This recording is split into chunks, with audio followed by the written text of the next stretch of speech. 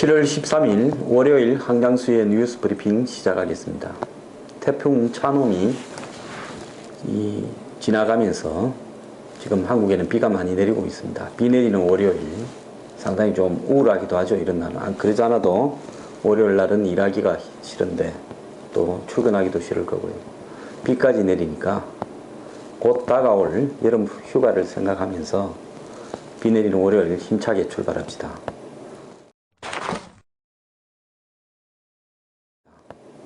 태풍 차놈이 뭔가 한방 있을 것 같으면 희미하게 끝나는 게 한국 정치권하고 비슷한데요. 월요일 날 첫 뉴스로 지금 새누리당과 야권의 이 재편들이 앞으로 어떻게 될 것인가, 이런 이야기로 시작해 보겠습니다. 먼저 새누리당의 지금 내부 이야기입니다. 지난 주말에 금요일이죠. 현기환 전 의원이 정무수석으로 임명되었습니다. 현기환 전 의원은 2012년 총선에 부산의 사하가 지역구였는데 불출마를 선언했고, 그리고 박근혜 비대위에서 공천심사위원을 지냈습니다.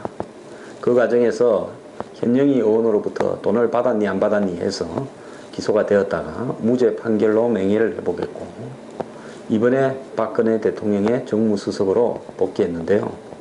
대통령이 현재와 같은 위기에서 2달간 정무수석을 공석으로 두다가 현기환 전 의원을 정무수석으로 발탁했다는 것은 현 시점에서 대통령의 의중을 그대로 관철할 수 있는 충성심 있는 인사를 찾기가 어려웠다. 더 나아가서 정무수석은 내년 총선에 출마하지 않을 사람이어야 된다. 이런 조건에서 찾다가 현기환 전 의원을 발탁한 걸로 보입니다. 박근혜 대통령이 바라는 정무수석은 자기 정치하지 말고 당의 이런저런 세력을 앞으로 출마를 염두에 두고 의식하지 말고 적어도 대통령이 내 뜻을 여당 지도부에 여당 의원들의 정확하게 있는 그대로 전달만이라도 좀 해라. 이것이 많지도 크지도 않은 박근혜 전 대통령이 정무수석에 보내는 메시지입니다.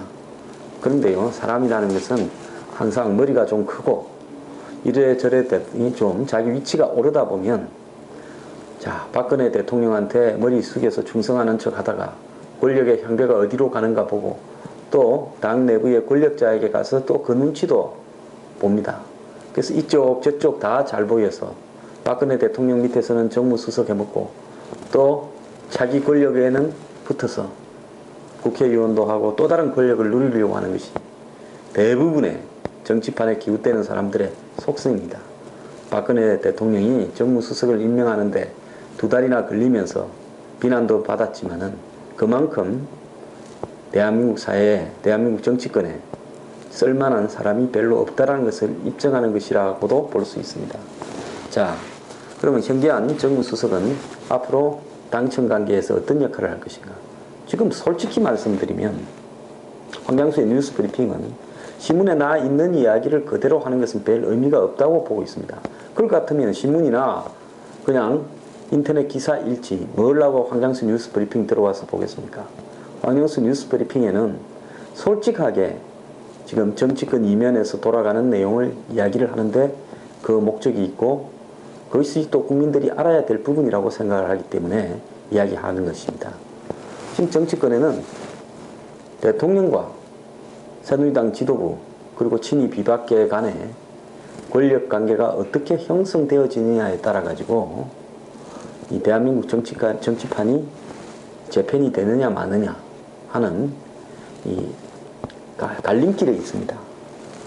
오늘 그 진보 인터넷 매체인 프레시안이 앞으로 그 야권의 재편도 결국 중도파의 형성도 박근혜 대통령에게 달려있다, 이렇게 이야기를 했습니다. 즉 내년 총선 신당에도 친박근혜냐 반박근혜냐라는 이슈로 가게 될 가능성이 크다.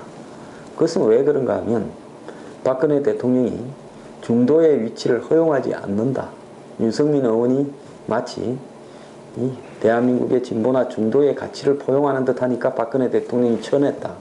이것은 전적으로 뭐 좌파 매체라고도 볼 수 있는 프레시안의 생각입니다.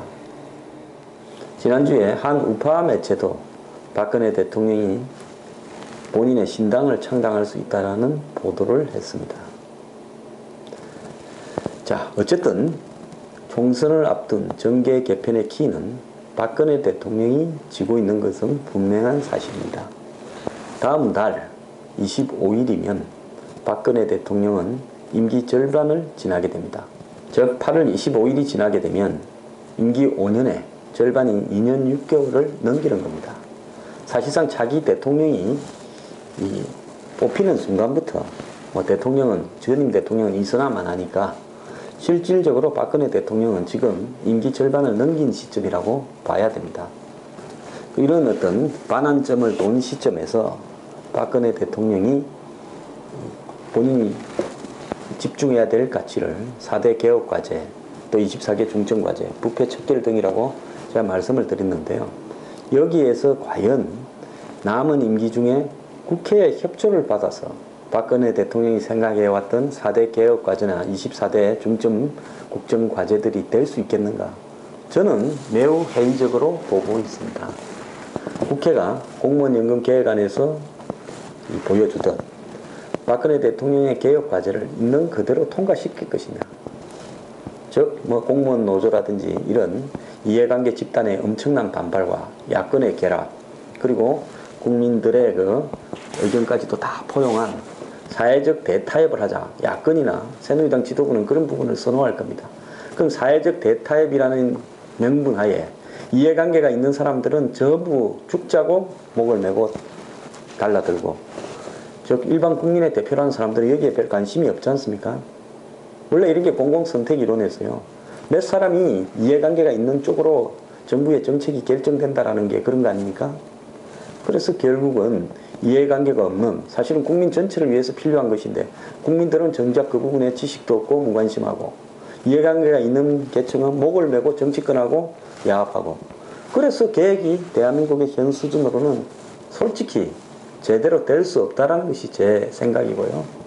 임기 초반에 정강석화 같이 준비 다 해놨다가 밀어붙여야 되는데 임기 초반에도 이런저런 이유들이 많아가지고 정권이 고전을 하면서 힘들어서 실패했습니다. 그렇기 때문에 제 생각은 박근혜 대통령이 적어도 국회의 과반수 이런 부분을 갖다가 상당히 의식하면서 국회의 협조를 받아서 4대 개혁과제나 24대 국정과제를 통과시키겠다. 저는 매우 쉽지 않고요. 설사 통과되더라도 공무원연금법 같이 그 본질이 사라져버린, 꼬리가 몸통을 능가하고 실질적으로 개혁의 의미가 아무것도 없는 하나마나한 계획이 될 가능성이 많습니다. 그것이 대한민국의 지금 국회의 수준입니다. 이런 상황에서 박근혜 대통령이 그런 어떤 실질적으로 실현되기 어려운 과제에 매몰되기보다는 부패 척결과 꼭 국회의 협조가 없더라도 가능한 그런 어떤 부분에 있어서 집중적으로 매달리는 것이 필요한 거 아니냐. 저는 그런 부분들이 결국은 대한민국의 이 탈세라든지 공공 부분의 과도한 비대와 낭비에 대해서 손질하는 것, 또 더 나아가서 역의 탈세, 즉 지금 880조나 되는 대한민국의 돈이 해외에 빼돌려져 있다라는 이 국제투명성기구 관련 사에 얼마 전에 언급도 있었습니다. 이런 부분에 대해서 단속하고, 그 다음 지하경제, 한국의 지하경제는 제가 볼 때 한 200조가 넘어갈 거라고 봅니다. 이런 큰 어떤 규모가 지하경제로 남아있다. 그리스 즉 GDP하고 비슷한 규모가 될 수도 있을 겁니다. 이런 어떤 지하경제를 박근혜 대통령이 저 임기 초반에 역의 탈세나 지하경제 단속을 이야기했지만 실질적으로 개념이 잘 잡혀있지도 않고 또 그렇게 힘이 실려있지도 않았기 때문에 흐지부지 되고 끝났습니다. 그런 어떤 부분에 대해서 박 대통령이 상당히 매몰하고 집중하는 거예요. 또 더 나아가서 교육제도의 개선이라든지 더 나아가서 사실상으로 이 탈세를 유발하고 있는 지난번에 우리가 언급을 했던 외제차를 갖다가 법인 비용으로 이렇게 사들이고 그 운영 유지하는 거라든지 곳곳에 이런 잘못된 관행들이 남아 있습니다. 이런 잘못된 관행들을 철폐하고 특히 또 관폐화를 척결한다든지 이런 어떤 부분에 집중하는 것이 훨씬 더 효율적이지 않은가. 그런 부분에서 법의 어떤 힘을 빌려서 하는 것, 즉 법 개정을 요한다거나 이런 부분은 일단 시행을 하고 밀어붙여서 국민들의 지지를 받으면서 이래도 법을 개정 안 해줄래라고 하는 것이 훨씬 더 효율적이다는 겁니다. 그래서 할 수 있는 것과 할 수 없는 것을 좀 구분해야 될 필요가 있지 않는가 생각합니다.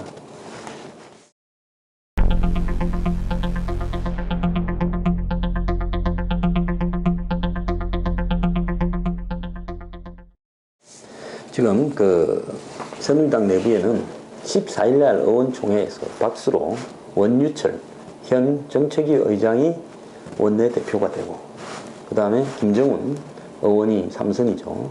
정책위 의장이 되는 쪽으로 결정이 났답니다. 그래서 이분들은 둘 다 비박이에요. 자, 유승민 쫓아내니 또 다른 비박들이 그 자리를 차고 들어옵니다. 결국은 친박들이 이번에 좀 무리스러워서 쫓아내서, 그래서 결국은 비박들과 화합을 하여서 가기 위해서 이런 어떤 시스템을 감수할 수밖에 없다. 원유철 내정자는 상당히 이 색깔이 좀 지약하다. 글쎄 과연 이런 것이 이번 사태의 본질이었는가? 저는 그렇게 생각하지 않는데요. 저는 친박들도 문제가 많이 있다고 봅니다.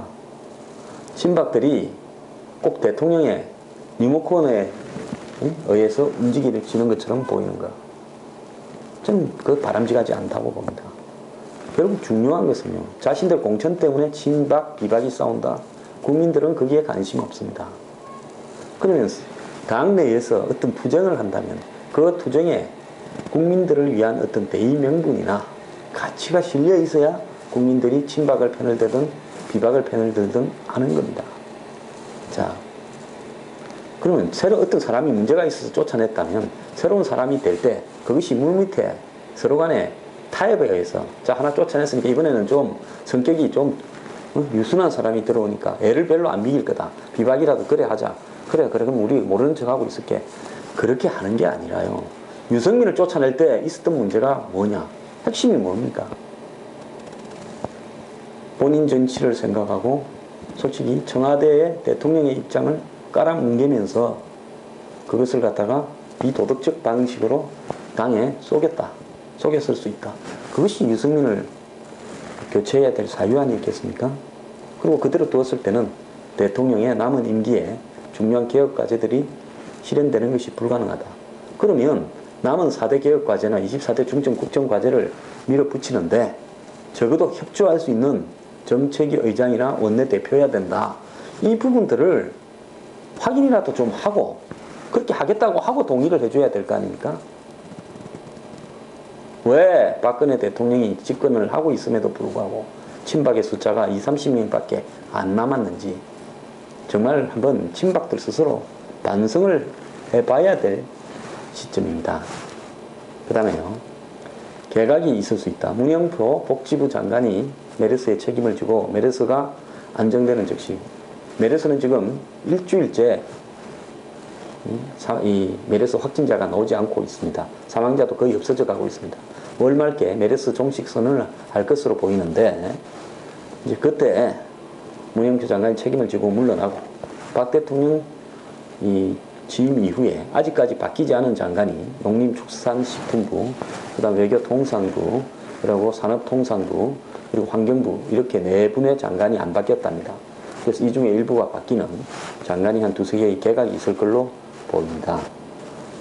자, 그럼 박근혜 대통령은 지금 당에서 갔던 황우여, 최경환 이 두 사람을 부총리는 계속 연말까지 끌고 가서 연말쯤에 그만두게 할 거다. 이렇게 보이는데요.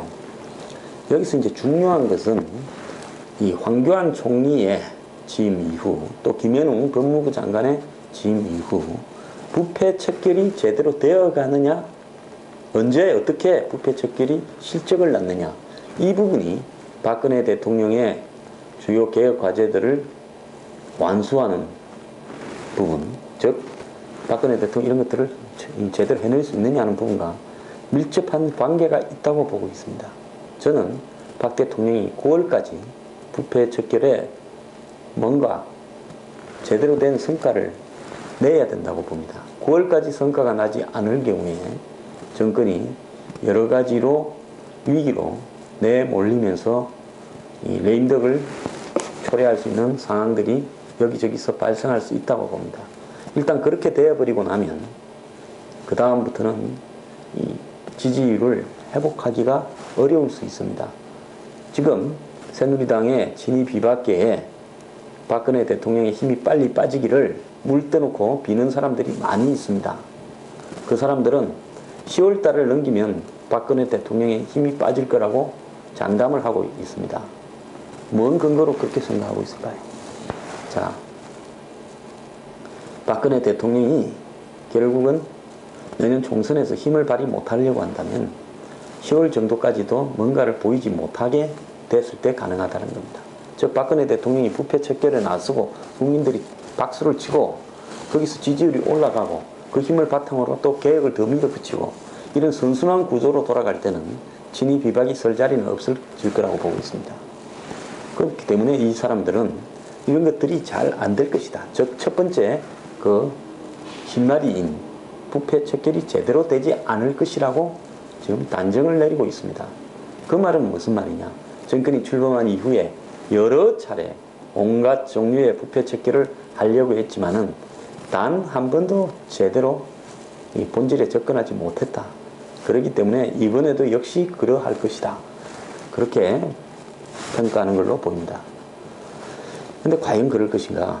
저는 이번에 박근혜 대통령의 의지 그리고 황교안 그다음에 김현웅 장관의 라인업 이런 부분들이 제대로 가동이 된다면 이번에는 부패 척결이 이전과는 다른 많은 성과를 낼 수 있지 않겠는가. 이미 여야의 상당한 중진들이 걸려있지 않습니까? 그래서 앞으로 이 부패 척결의 성과가 9월달까지 어떻게 나는가에 따라서 박근혜 정권의 향배와 또 정치권의 재평과 이런 것들이 다 달려있다. 저는 그렇게 보고 있습니다. 지금 개헌 세력 여야에 상당히 많죠. 레임덕을 빨리 오기를 기대하는 세력 그리고 부패 척결을 반대하는 세력들이 목을 빼고 납작 엎드려서 눈알을 굴리면서 부패 척결이 제대로 될 건가를 이렇게 보고 있습니다. 저는 반드시 부패 척결 수사를 방해하는 또 다른 폭탄이 터질 수 있다고 보고 있습니다. 그렇기 때문에 이 과감한 옛날에 독일 2차 대전 때 수행했던 전격작전 같은 걸로 속도를 내면서 눈 깜짝할 사이에 성과를 내는 일이 필요하다고 보고 있습니다.